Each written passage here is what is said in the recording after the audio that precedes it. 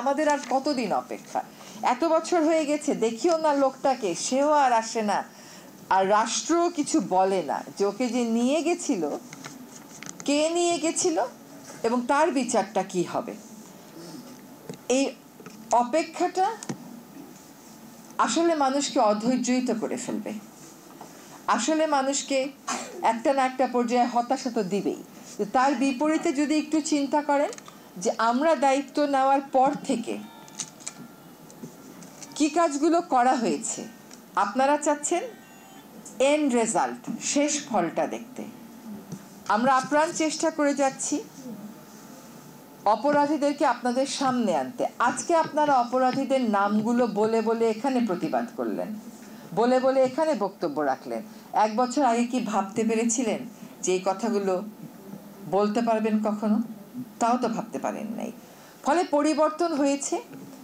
সরকারের পক্ষ থেকে আমি আপনাদেরকে আশ্বস্ত করতে চাই যে সরকারের সদিচ্ছার কোনো ঘাটতি নেই, বিচার পাইয়ে দেওয়ার ক্ষেত্রেও সদিচ্ছার কোনো ঘাটতি নেই। কঠিন কাটা বিছানো পথের যাত্রা করে একটা পর্যায়ে আপনাদেরকে সাথে নিয়ে বিচারটা নিশ্চিত করার ক্ষেত্রেও কোনো ঘাটতি নেই। বিষয়টা এমন না যে একটা আদালত আছে, আমি একজন অভিযোগকারী আছি, আমি বললাম আর একটা বিচার হয়ে যাবে। আপনার বিপরীতে যে দাঁড়িয়ে আছে তার সাক্ষ্য প্রমাণের ব্যাপার আছে, সমস্ত কিছু প্রমাণ করে আপনাকে বিচারটা পেতে হবে, তাহলেই হবে সেই বিচারটা সঠিক বিচার। সে পর্যন্ত একটু ধৈর্য সকলকে রাখতে হবে। আর আইনটা আমরা আশা করি যে দ্রুত আরেক দফা পর্যালোচনার পরেই হয়তো চূড়ান্ত করা যাবে। তখন যখন তহবিলটা গঠন হবে তখন আপনাদের আইনি সহায়তা যেটা লাগবে, ক্ষতিপূরণের যে কথাগুলো আপনারা বলছেন, পুনর্বাসনের যে কথাগুলো আপনারা বলছেন, সেগুলো প্রক্রিয়াটা আশা করি আমরা শুরু করতে পারবো। আপনাদের এতদিন ধৈর্য, এর পরীক্ষা আপনারা দিয়েছেন। আপনারা এখনো বিচারের কথা বলছেন, আমরা বিচারের জন্য চেষ্টা করছি।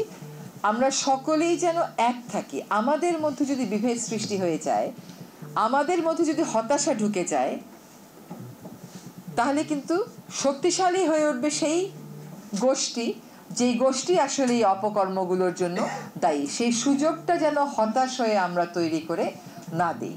আর বিচারের দাবিটা যেন আমরা সবসময় জারি রাখি। আমরা আপ্রাণ চেষ্টা করে যাচ্ছি এই প্রক্রিয়াটা যথাযথভাবে সম্পন্ন করে আপনাদের জন্য বিচারটা নিশ্চিত করতে। আসলে কিছু ঘটনার কখনো যদি অন্যভাবে বলি, আবেগের জায়গা থেকে, যে কিছু ঘটনার ধরেন আপনি যে চলে গেল তাকে তো আপনি ফেরত পাবেন না। আপনাদের যে অপূরণীয় ক্ষতি, আমরা হয়তো ক্ষতিপূরণের কথা বলবো, কিন্তু ক্ষতিপূরণ তো সেই ক্ষতিপূরণ করতে পারবে না। সেই ক্ষতি একমাত্র পূরণ করতে পারবে যখন দেশের বিচার ব্যবস্থাটাকে আমরা জবাবদিহিতামূলক করতে পারবো, দেশের বিচার ব্যবস্থা থেকে আমরা বিচার পাবো, প্রশাসন থেকে আমরা বিচার পাবো।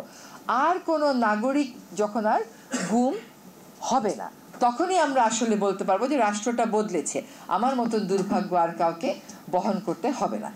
আমি সকলকে ধন্যবাদ জানাই এখানে আসার জন্য। আপনারা অনেক অত্যাচারের ভিতর দিয়ে গেছেন। একজন বলছিলেন যে বেঁচে আছেন, আসলে তো উনি বেঁচে নাই, উনি নিঃশ্বাস নিচ্ছেন কিন্তু আসলে উনি বেঁচে নাই। এটাকে বেঁচে থাকা বলে না।